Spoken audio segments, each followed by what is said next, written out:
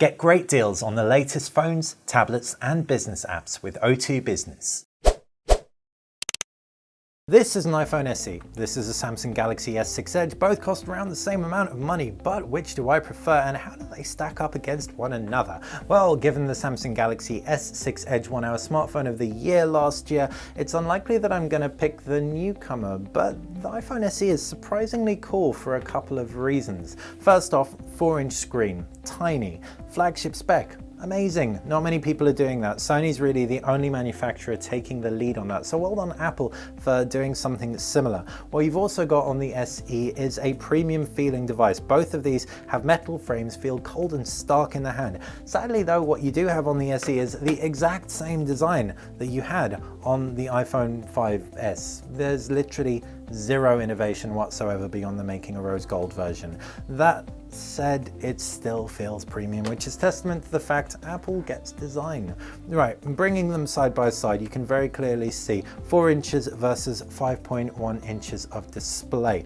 This is a Quad HD panel, which looks absolutely stunning. What you also get is AMOLED versus IPS. The AMOLED screen is calibrated a little bit more coolly. I'm quite surprised at how Apple's calibrated at least my iPhone SE. It's a little bit warmer than I'd expect. I personally prefer the cool calibration. AMOLEDs also punch and pop beautifully, although both have great viewing angles. IPS slightly more color integrity across viewing angles generally, though this isn't quite as good as some IPSs that I have seen. As far as design highlights go, like both have metal frames, there's a glass back on the Samsung Galaxy S6 Edge. It's a flat back, and this kind of tapering in of the sides really does make it feel and look nice and premium. Down the base, home button doubles up as a fingerprint scanner. You've also got a high-res front-firing camera as well. Power button on the right-hand side. Down at the base, 3.5mm jack and micro USB connector, loudspeaker 2. Left-hand side, volume buttons up at the top, infrared blaster, and a nano SIM card slot available in a range of capacities starting at 32 gigabytes. Yeah, even the 32 gig should see you through, but we'd probably want to opt for a bigger version if indeed you are going to keep this thing for a while. Around the back, NFC contact point, flash camera. It's a 16 megapixel snapper with optical image stabilization, and it performs beautifully. I absolutely love the camera on this thing. As too will the 12 megapixel snapper on the iPhone SE if it's anything like that of the iPhone 6. It's also got a dual flash NFC contact point for Apple Pay. Right hand side, nano SIM slot, down at the base lightning connector and a 3.5mm jack as well as a loudspeaker. You've got volume buttons, you've also got a quick toggle up at the top, power button. Easy enough to press given how small the screen is, so there won't be any issues reaching for that. Again, especially not given my ginormous hands. Still, even though it is a small phone, it does feel good in the hand. Like I said, it does feel rich, though. Really wish Apple put us more screen on here and a little bit less bezel. Bringing both in, you can also see you're running a different operating system across both of the devices, Android versus iOS. iOS should absolutely fly on the iPhone SE. It's got not that many pixels and it's got an A9 chip with 2 gig of RAM powering everything along.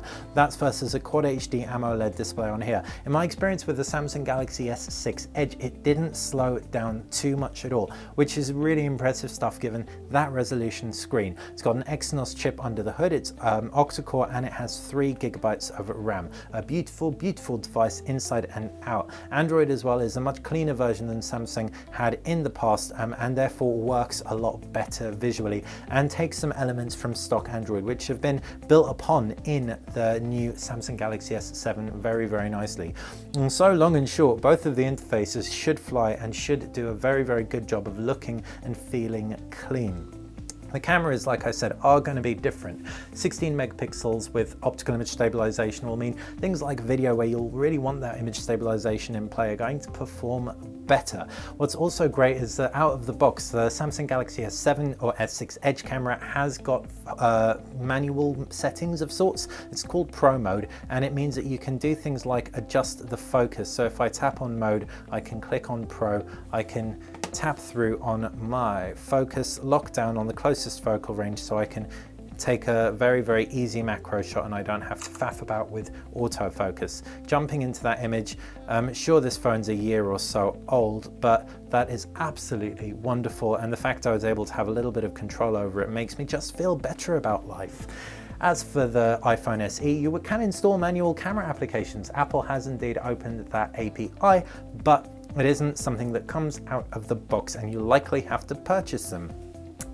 Performance A9 chip across both will power that 4K video that either will record very nicely, 64 gig versus whatever size you go for. Again, very comparable. Both are capable of up to Cat6 LTE speeds, GPS, Wi-Fi, Bluetooth, NFC. Like I said, the iPhone SE will support Apple Pay, and the Samsung Galaxy S7 should eventually support Samsung Pay and Android Pay when they land, but that isn't available yet. So if mobile payment is something that is big for you, then the SE is a beautifully pocketable solution that will be brilliant for it. As for batteries, you've got different capacities, 2600 milliamps versus I think it's around 1400, 1500 milliamps odd in the iPhone SE. I highly doubt the iPhone SE battery is going to last an exceptionally long time, but I may well be wrong. You're going to have to watch this space. Reason being, it's the first time I've seen an A9 chip paired with such a small screen, paired with such a kind of small cell as well. So be interesting. Can just about squeeze a day out of the Samsung Galaxy S6 Edge, but what's great about it is it supports wireless charging. On top of wireless charging, it also charges pretty quickly too. I love the Samsung Galaxy S6 Edge still, and given these two are the same price, I'd still probably on first impression recommend it over the iPhone SE, but there is no doubt about it, if you do have smaller hands and the S6 Edge is too big a phone for you, the iPhone SE just became a very worthwhile alternative to consider. Hopefully you enjoyed this video. If you did, click that thumbs up button. If you like BTech in general, subscribe. It's how you are going to stay on top of everything that we do. Thanks for watching. Get great deals on the latest phones, tablets, and business apps with O2 Business.